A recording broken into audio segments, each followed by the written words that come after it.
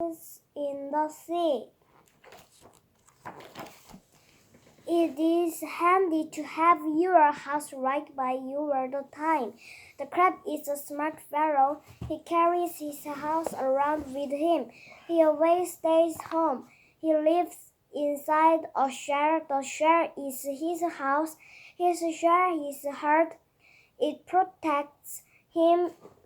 His enemies cannot bite him because his shell is very hard. There are many kinds of crabs. There are big crabs, there are little crabs, and middle-sized crabs.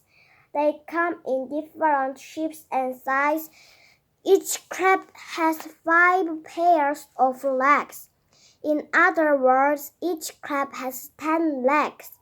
The crab moves sideways with the aid of his legs. The other 2 legs are called pincers. With his pincers, he grabs food and tears it into pieces. Then he eats the food. There is one middle-sized crab that does not have a home. Poor fellow, he does not have a shell. His body is very soft. All his friends have houses on their backs. This crab has no shell. He has no home. His name is the hermit crab. The hermit crab lives in other sea animals' shells. He lives in a small shell when he is young. When he grows, he moves into a bigger shell. The hermit crab must be very careful. When he moves to a new shell, first he must find the shell the right size. If it is too small, the crab cannot get into it.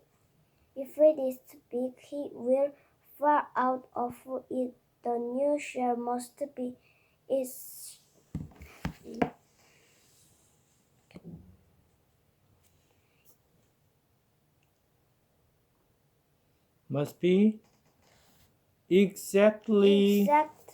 the right size. Let's pretend to be hermit crabs. The old shell is getting too tight.